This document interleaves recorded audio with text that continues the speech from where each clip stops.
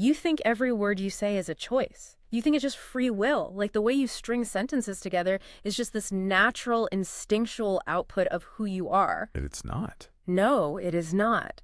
The truth is, the grammar rules in your head, the things you think of as correct or proper speech, they're the result of a 400-year-old conspiracy of class control. I mean, it sounds like a dystopian thriller, right? Totally. The idea that this invisible hand is literally dictating the structure of your thoughts. But the historical record tells a totally different story than what we all learned in grade school. So different. What we perceive as good grammar is actually an artificial construct. It's an engineered wall. And it was designed to keep a very specific group of people in power. Exactly. And keep everyone else locked firmly outside. So today, we are going to completely shatter the illusion of language. We are doing a deep dive into just an absolute monster of a research project. It's called the Dictionnaire historique de l'Adjective-Adverb, Volume 2. And, you know, this isn't some light pop psychology book. Not at all. This was compiled by master linguists Martin Hummel and Anna Gazdick. It was heavily funded by the Austrian Science Fund, published by De Gruyter. Serious heavyweight academia. Oh, absolutely. I mean, to understand the gravity of this source material, you just have to look at the scale of it. They didn't just look at a few decades of old books. Right. They built this massive, meticulously documented, cross-national database spanning nearly 1,000 years. 1,000 years of data. Yeah. Tracking the granular evolution of spoken and written language from, like, the mud and grit of the Middle Ages all the way to the digital echo chambers of 2021. And their mission is what just immediately hooked me. Because these elite linguists took massive amounts of money and time, and they didn't use it to analyze high poetry or royal decrees or, you know, the elegant prose of kings. They aimed their academic microscope directly at the streets. At the dirt. Right. They analyzed the incorrect, unrefined street slang, and they did it to prove, with just an avalanche of cold, hard data, that humanity's most authentic, vital ways of thinking have been deliberately locked out by these icy academic norms. They dug straight into the grammatical errors, the colloquialisms that get viciously marked up with a red pen by your teachers. Right. And what they found is that these aren't mistakes at all.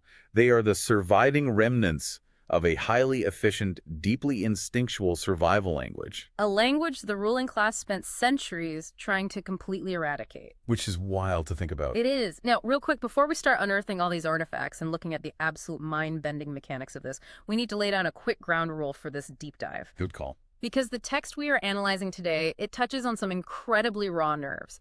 We're going to be unpacking the mechanics of class rebellion, the logic of capitalism, systemic control, all that stuff. Heavy themes. It's very heavy. So just to be completely clear to you listening, our role here is purely as neutral tour guides through Hummel and Gazdick's historical data. We are just the messengers. Exactly. We are objectively analyzing the linguistic phenomena they documented. We are not endorsing any left-wing or right-wing political ideologies. Our only job is to decode the history these researchers brought to light. And that history, it really requires us to view language not as this static list of rules.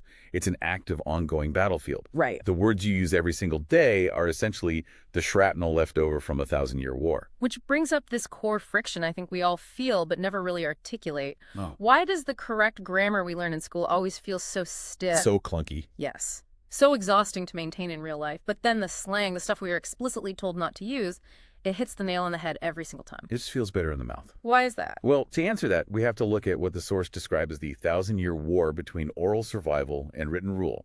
And the absolute center of this battlefield is the purge of something called the C-type adverb. The C-type adverb. Okay, let's ground this for the listener right now because this is the ghost in the machine we'll be tracking. What is it? The mechanism is actually incredibly simple, which is kind of the whole point. A C-type adverb is when you take a raw adjective and use it directly as an adverb. Okay, meaning no grammatical dressing. Exactly. You don't change its form. So in French, the classic example from the text is parler bas. Which translates literally to speak low. Right. Speak low. Okay, so let's map that onto English to make sure the mechanics are crystal clear.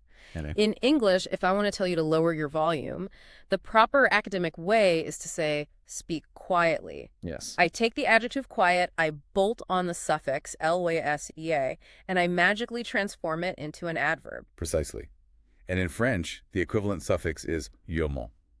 M-E-N-T. Yeah. So you get words like doucement for softly. The grammatical rule book dictates that to modify a verb to describe how you are speaking, you have to spend cognitive energy, you have to retrieve the adjective, process the correct suffix, attach it, and then vocalize this longer, clunkier word. But the data shows that everyday people, the laborers, the merchants in the markets, they just bypassed that entire process. Completely ignored it. They didn't have time for the ly or the element. They just dropped the raw adjective next to the verb. Speak low, drive safe, work hard. And here's the paradigm-shifting realization from the research. When they trace this back to ancient times, all the way to Latin and the early Romance languages, they found this wasn't some modern degeneration of speech. It wasn't just people getting lazy. No. Using the raw adjective directly was the instinctual default of all human language. Wow. It was the baseline, it was punchy, it was fast, and it was biologically efficient. Wait, hold on. If dropping the raw adjective was the biological baseline for humans, how did the ly and the element suffixes become the gold standard? That is the million-dollar question. Because if speak low is more efficient, why did it get branded as a mistake that needs a red pen? Geopolitics. We have to look at the 17th century. This was an era of massive empire centralization. Okay. In France, this culminated in the creation of the Académie Française in 1635 by Cardinal Richelieu. The French Academy. Right. And their explicit purpose was to regulate, standardize, and purify the French language. Purify. Always a dangerous word. Extremely. Because as the central state grew, this enormous bureaucracy rose up to manage it. The ruling aristocracy needed a mechanism to distinguish themselves from the massive, illiterate peasant class. So they basically sat in their powdered wigs and engineered a linguistic moat. Yes. They decided, hey, if you don't add these extra, largely useless syllables to your words, you are unrefined. You are a peasant. The historical evidence points directly to a conscious, standardizing movement. The researchers frame this as an artificial wall built explicitly to filter out lower classes from the halls of power. That is wild. Think about the mechanics of the filter. If you wanted a position in the bureaucracy, or if you wanted to participate in politics or high commerce, you had to demonstrate mastery over this complex, highly unnatural set of written rules. I just want to make sure I'm wrapping my head around the cruelty of this. It's like building a heavy, ornate door to the Capitol building and installing a purposely complicated puzzle-like lock on it. Just so the people who work with their hands physically don't have the time to learn how to open it. Exactly. The source illustrates this beautifully with this concept called the efficiency funnel. Break that down for us. So you have two opposing forces. On one side, you have the written rule. This belongs to the minority elite. It is inherently stiff. It requires high energy consumption from the brain, which we'll dive into later, because you have to pause, conjugate, process these morphological changes. It deliberately slows down communication. It is a luxury good. Oh, wow. Time and formal education were luxuries the working class simply didn't possess. So on the opposing side of the funnel, you have oral survival, which belongs to the mass instinct. The everyday people. Right. Picture a crowded 17th century Parisian market. If you were a merchant haggling or a laborer coordinating movement, survival requires absolute speed. You don't have the luxury of multi-syllable suffixes. Exactly. You naturally gravitate toward the shortest, most efficient phonetic bursts possible to convey meaning. Zero energy consumption, maximum impact. So when the elites enforce these complex spelling and grammar rules, they are essentially outlawing the survival mechanism of the poor. And that perspective completely upends how we view grammatical errors today. Right, because when a listener hears someone use street slang or drop a suffix, our cultural conditioning says, oh, that's a failure, that's a lack of education. Laziness. Exactly. Right. But the source postulates something radically different. These errors are actually a silent, ongoing resistance. Yes. By refusing the suffixes, by speaking in plain, unrefined, highly direct language, the masses are subconsciously choosing efficient survival over forced submission to an artificial rule set. But wait, surely the elites didn't just invent rules randomly. I mean, if they built this grammatical wall, they must have ensured the architecture was at least perfectly logical. Right. You would assume that. You'd think an institution like the Académie Française would engineer a flawless system. Right. But the data reveals massive structural flaws.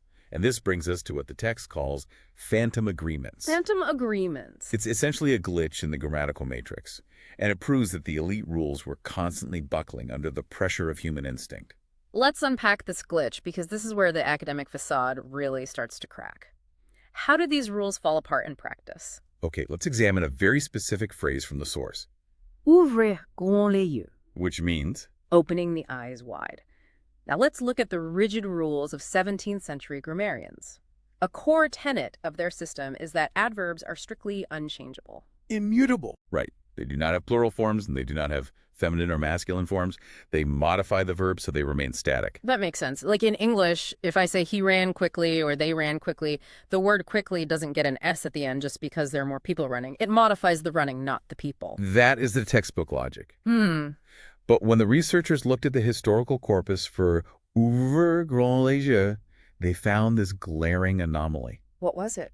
In spoken language, and eventually bleeding into written texts, the word grands, which is functioning as an adverb, modifying the act of opening takes on an S at the end. Wait, it becomes plural. Yes. It's an adverb, but it's physically mutating to agree with the plural noun eyes sitting next to it. Exactly. It's behaving like an adjective. It is a phantom agreement. That's wild. The linguist Georges Guggenheim identified this phenomenon way back in 1938. He argued that this grammatical chaos is the direct fallout of a centuries-long tug-of-war. Between who? On one end of the rope, you have the grammarians aggressively trying to force these rigid, unchangeable rules onto adverbs. And on the other end, you have the masses whose cognitive instincts demand natural harmonic agreement. Let me see if I understand the mechanism here. The human ear, the human brain, it literally wants the words that are physically close to each other in a sentence to match. Yeah. So if I'm talking about plural eyes, my brain intrinsically wants the descriptive word right next to it to also feel plural.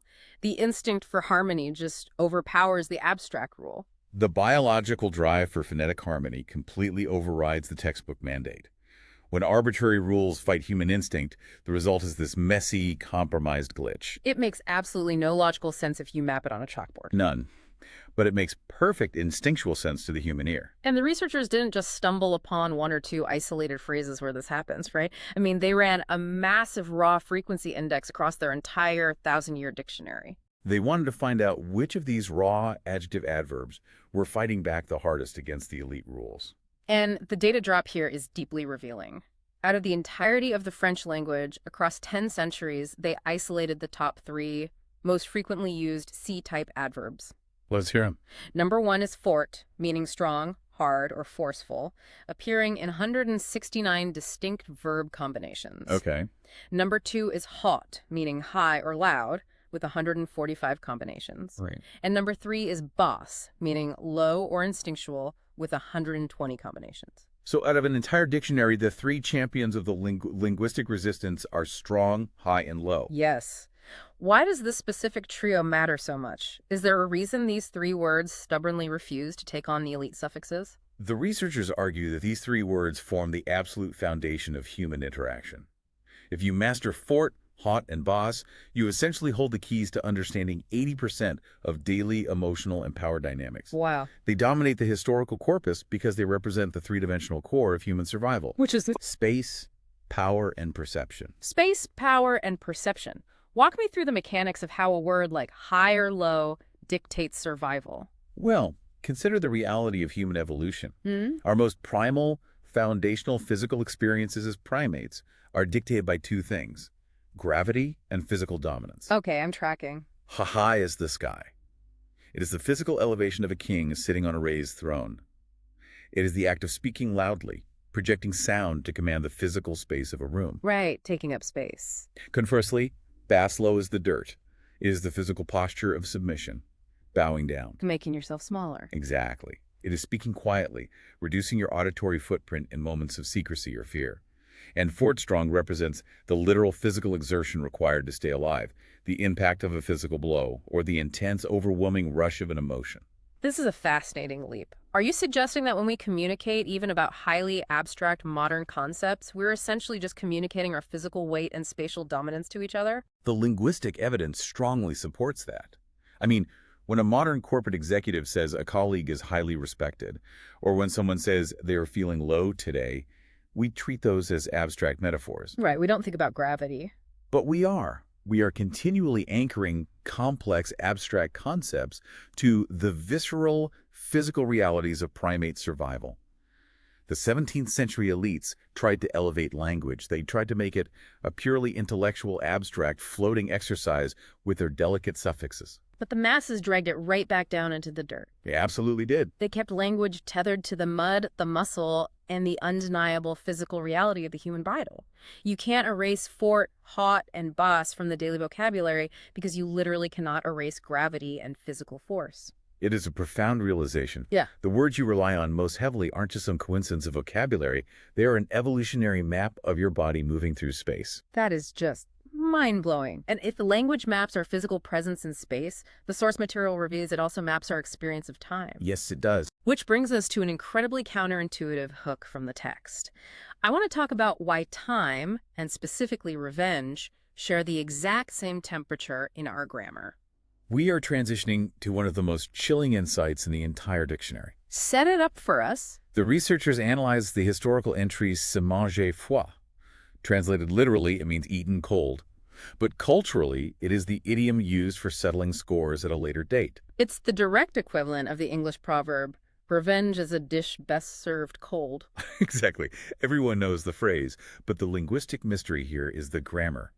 Why use the raw adjective cold froid directly? Why not use an adverb like coldly froidement? Right. He served revenge coldly. That would fit the elite rules perfectly. It would. But to explain the mechanism behind this choice, the source points to a profound quote by the French writer Jean d'Ormesson. History is also eaten cold. L'histoire aussi se mange froid. Notice the Santum agreement there, by the way. Yes. The word froid takes the feminine form to agree with the noun histoire.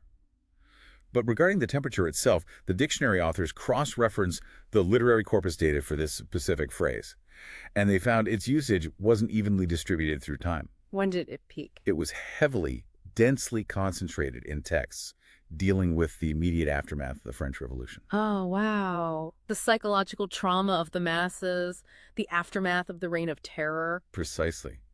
Let's look at the mechanism of why the masses rejected the adverb coldly. An adverb, by its grammatical nature, describes the manner of an action. Okay. Doing something coldly is a behavioral choice. It implies you could have done it warmly or angrily, but you chose to do it coldly. Right, it's a style of doing something. But the raw adjective cold doesn't describe a behavior. It describes a final, inescapable physical state of being. Oh, man. So the coldness of history, or the coldness of revenge, isn't about the attitude of the person taking the revenge. It's about the permanent, frozen state of the reality they are trapped in. The language is acting as a trauma registry. It preserves the deep, generational psychological wounds of the lower classes. That is incredibly dark. When the peasants or the disenfranchised say that history is eaten cold, they are not describing how they are consuming it. They are describing the frozen, dead, unyielding state of the justice they have been continually denied. And historically, this sharp accent was positioned in direct opposition to parlor plat. speaking flat. Right, which is the derogatory term Parisians use to describe the accents of the southern provinces. Sharp versus flat. It immediately sets up a hierarchy. If you think about a blade, sharp is effective, dangerous, precise. Flat is dull, useless. Exactly. So let me guess. The sharp Parisian accent was considered the pinnacle of human refinement, and the flat Southern accent was treated as an uneducated embarrassment. It was heavily stigmatized. Yeah. The Parisian sharp accent became the undisputed standard of elegance, high education, proper society. If you spake flat, you were immediately categorized as provincial, uneducated, a rustic hick. But let me push back on this. Is there any auditory science to this? Like, is a sharp sound naturally, objectively more pleasing to the human ear than a flat sound? The source makes it emphatically, undeniably clear. The elevation of one accent over another has absolutely zero basis in acoustics or aesthetics. None. It is a completely arbitrary auditory bias. It has nothing to do with the beauty of the sound and absolutely everything to do with naked geopolitical power. Because Paris is where the king lived. It's where the treasury was. It's where the laws were written. That is the sole defining factor. When the center of power shifts, the dominant dialect automatically becomes the standard. It's just whoever has the gold makes the rules. Exactly. The researchers point out that if, by some twist of historical fate, the capital of France had been established in Marseille instead of Paris, the southern flat accent would currently be taught in linguistics departments worldwide as the absolute pinnacle of human auditory refinement. That's hilarious. And the Parisian sharp accent would be mocked in plays and literature as abrasive, rural gibberish. So for anyone listening right now, think about the regional accents in your own country that you subconsciously judge, the accents you associate with lower intelligence or a lack of sophistication. Are you actually judging the sound of their vowels, or, are you just judging their geographic distance from the centers of wealth? You are judging the zip code. The elites use the definition of correct pronunciation as a geopolitical blade to surgically cut the provinces out of the cultural conversation. Vibrant, rich, regional expressions are downgraded to peasant talk for no other reason than they don't originate within a mile of the central banks. It's an incredible psychological manipulation. Entire generations of people grow up internally believing they speak wrong, when in reality they just speak far away from the money. Yeah. And that transitions us perfectly into the next layer of this investigation, because we've looked at how the state centralized power through accents. But long before the secular state perfected this, the church was already weaponizing language. Right. I want to look at a linguistic contradiction that literally makes you feel the crushing weight of history. Let's talk about the phrase, "Paser Lord." Paser Lord translates to weighing heavy. Now, in our modern context, the mechanics of this phrase have completely flipped. How so? Today, if we say someone's opinion weighs heavily in a boardroom decision, or a scientist's research carries heavy weight, it is a mark of profound respect. Right, it signifies significance, importance. But when the researchers tracked this phrase back through the historical corpus, they found a very different reality. A completely inverted reality. Yes. The dictionary traces the co-occurrence of the words "paser lord" through medieval manuscripts. And the usage of this phrase reaches its absolute historical peak in the 14th century. Okay, so the 1300s. And when you look at the surrounding text, it is almost entirely exclusively associated with the church and the feudal lords. Oh. In the Middle Ages, weighing heavy was not an abstract compliment about a bishop's importance. It was a literal curse that was bankrupting the peasantry. Are we talking about taxation? Yes. The church's privileges, the mandatory tithes, the endless feudal taxes, these obligations physically weighed on the people. Wow. The language faithfully records this trauma. The peasants didn't use an abstract adverb. They didn't say the church taxed them heavily in some metaphorical bureaucratic sense. They used the raw adjective lord. Heavy. There's a bone-crushing, physical weight resting directly on their shoulders. So the grammar itself contains the physical memory of starvation, of brutal manual labor, complete physical exhaustion. Yes. The peasant is essentially saying, the institution is literally crushing my spine. The exhaustion was encoded directly into the grammar of the adjective. Oh. And what the source reveals is how this exact same mechanic of linguistic hijacking simply mutates and repeats itself across different eras of history. It just changes outfits. Exactly. As we move out of the feudal era, we see the crushing weight of the church replaced by the deafening roar of industry. Let's fast forward the timeline to the post-World War II era. How does industrial capitalism rewrite the dictionary? The researchers trace a fascinating and honestly disturbing shift in how Western society talked about manufacturing and consumption. What did they find? They analyzed the sudden explosive rise in the usage of the phrase produire gross. Which means? Producing massive, producing fast, producing in bulk. And they contrasted this data against the usage of the phrase produire durable. Producing sustainable, lasting, or durable goods. Okay, let me guess. The word durable takes a massive nosedive. It is a total linguistic takeover. In the post-WWII boom, the foundational logic of capitalism fundamentally despised the concept of durability. Well, sure. If a refrigerator or a pair of shoes lasts forever, the factory cannot sell you a replacement next year. Right. The economic engine requires constant churn.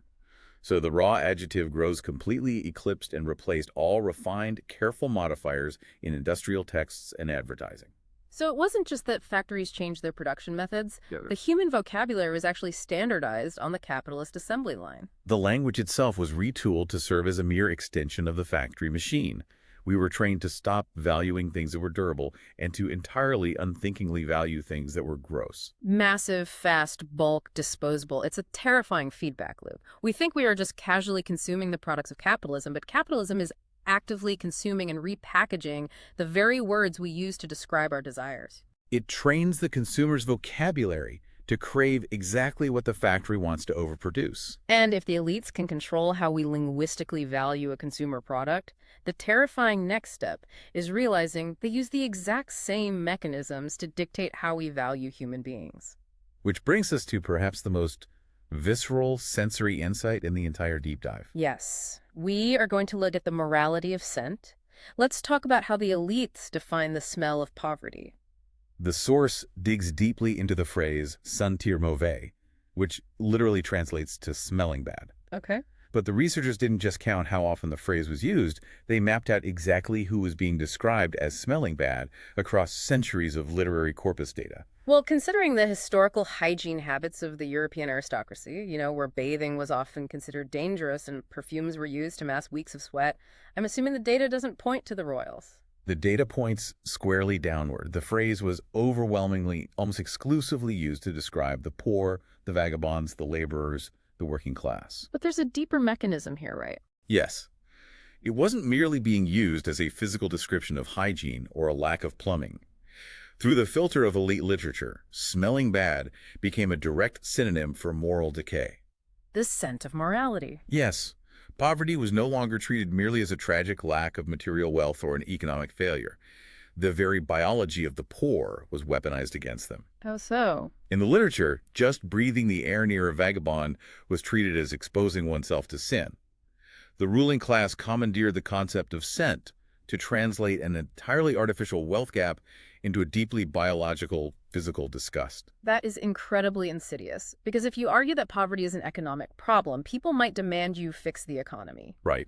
But if you subtly use language to program the population into believing that a specific class of people biologically smells bad, that their poverty is a moral rot that offends the senses, you bypass logic entirely. You trigger the primal disgust reflex. You are justifying keeping them out of your institutions, your neighborhoods, and your schools based on a biological imperative. It is the ultimate tool of class segregation. But the masses aren't entirely powerless victims in this story, right?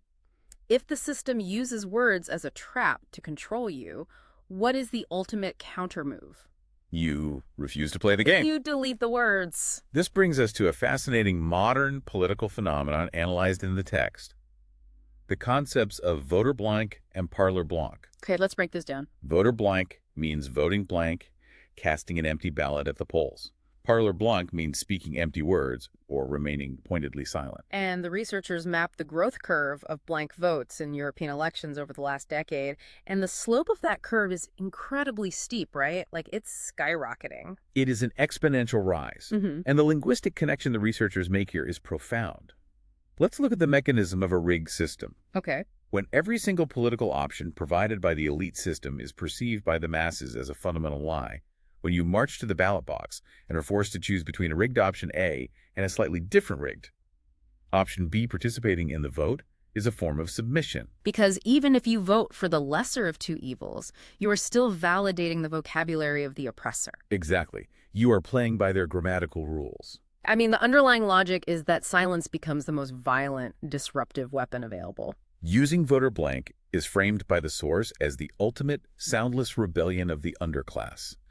By dropping a completely blank piece of paper into the ballot box, the citizen is making the loudest grammatical statement possible. They're saying, I reject the premise of your grammar entirely. Yes. It's not a failure of language. It's language evolving a delete key for a completely broken political system. It is the refusal to speak the language of the elite when that language only serves to trap you. Okay, so the elites try to control the grammar. They try to define what is elegant, they try to define what smells bad, they try to force you to pick A or B, but the one thing they couldn't control was geography. No, they couldn't. And they certainly couldn't predict the invention of the internet. Let's talk about the grammar arcs and the greatest historical plot twist of the century. We have to step outside of mainland France for a moment. While the Académie Française was aggressively cleansing folk grammar in Paris, essentially burning the books of common slang and enforcing those Clermont suffixes, their reach was fundamentally limited by the technology of the 17th and 18th centuries. They couldn't enforce these rules across the ocean. Exactly. Let's look at what the researchers call the lost islands of grammar, specifically Quebec and Louisiana. The French descendants who were deeply isolated overseas, living in the North American wilderness. Yes. In these isolated, remote communities, far removed from the powdered wigs and the bureaucratic red pens of Paris, the ancient, highly efficient C-type adjective-adverb usages survived entirely intact. Wow. Phrases like manger sain, which means to eat healthy rather than healthily, or travailler dur, to work hard, These were preserved in the daily vernacular. It's like a linguistic Jurassic Park. It really is. The mistakes that were ruthlessly hunted to extinction by the icy textbooks in Europe became a Noah's Ark for cultural bloodlines in the Americas. They perfectly preserved the authentic, raw voice of the medieval streets. But the true, devastating revenge of the masses didn't ultimately come from across the ocean. It came centuries later through the Ethernet cables, The researchers pivoted their focus to analyze what they call the corpus web. the vast, chaotic ocean of blogs, social media platforms, and forums. And what exactly happened to our hero, the C-type adverb, the raw, rule-breaking adjective, after the year 2010? I'm guessing it made a comeback. The data shows an absolute explosion, an exponential curve that shattered the academic models. The usage of raw adjectives acting as adverbs skyrocketed globally on the internet. That's amazing. Consider the underlying mechanism of the web. The greatest dividend the internet gave the working classes wasn't e-commerce or streaming video. It was the total democratization of language definition. 400 years of carefully engineered class control collapsed almost overnight in the comment sections of Twitter and Reddit. The elites spent centuries trying to burn the books of common slang, but the internet effectively backed up the files to the cloud forever. I love that. Spontaneous, bottom-up order finally possessed the technological infrastructure to completely defeat top-down totalitarian design. A teenager typing furiously on a smartphone on a crowded subway train does not care about the 17th century rules of the French Academy. They care about the exact same things the medieval merchant cared about: speed, efficiency, and emotional impact. And so the banished words have returned in full force. Which brings us to a fundamental biological truth that underscores this entire phenomenon. Because we've talked extensively about history, class warfare, and politics, but let's talk about the physical organ driving all of this: the brain. Right. Because it turns out laziness isn't just a moral failing, it is a critical evolutionary superpower. Let's examine the cognitive energy table detailed in the research. The human brain is a marvel, but it is an incredibly stingy energy consumer. It wants to save calories. Exactly. It accounts for a massive amount of our daily caloric burn, so it is biologically hardwired to constantly search for shortcuts. Let's look at the mechanism of speaking a proper sentence. Okay, walk me through the milliseconds of what happens in my head when I try to follow the elite rules. When you conjugate a traditional adverb, your brain enters a complex morphological processing phase. First, you have to recall the root adjective. Okay. Then you have to remember the gender of the noun you were discussing. Then you have to scan your memory for the correct grammatical suffix. It's a lot of steps. Finally, you bolt the Bengsment or the Ensley onto the word and command your vocal cords to pronounce the extra syllables. That process requires significantly more cognitive processing energy, actual metabolic calories, than simply dropping the raw adjective next to the verb. So when a teacher tells a student they are being sloppy or lazy when they talk fast and use slang, they are completely misunderstanding the biology. Entirely. The student's brain is actually just executing a highly optimized, incredibly advanced survival script. The resurgence of these C-type adverbs on the internet isn't a sign that the modern education system is failing or that society is decaying. It is a biological inevitability governed by the strict laws of energy conservation. Why would an organism spend precious cognitive calories constructing a complex, multi-syllable word if the intended meaning is perfectly, instantly clear without the extra dressing? It's just bad resource management. But the elites don't just use complex grammar to show off their excess cognitive calories, they use it as camouflage. Let's look at the phenomenon of parlor jolie. Parlor jolie translates to pretty talk. Yeah. And the dictionary directly connects this linguistic style to the concept of hypocrisy. Interesting. The researchers conducted an analysis comparing the voter support rates of modern politicians.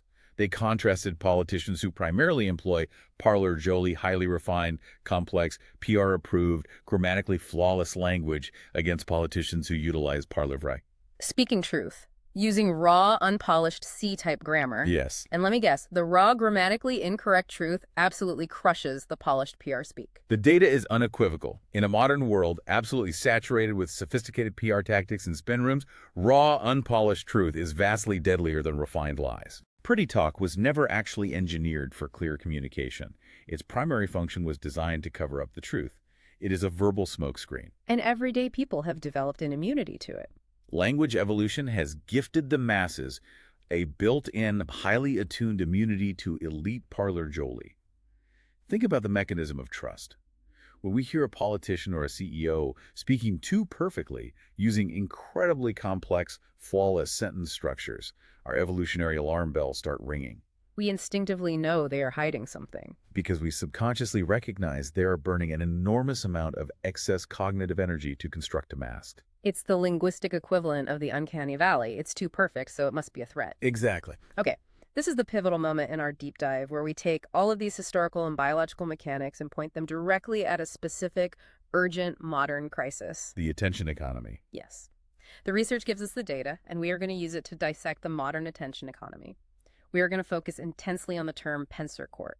This is where the historical data crashes violently into your smartphone screen.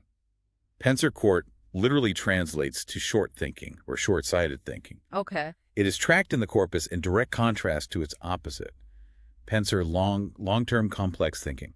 The researchers presented a contrast line graph mapping the usage of these two terms since the dawn of the 21st century. What exactly does the data reveal about our current era? The graph forms a dramatic X.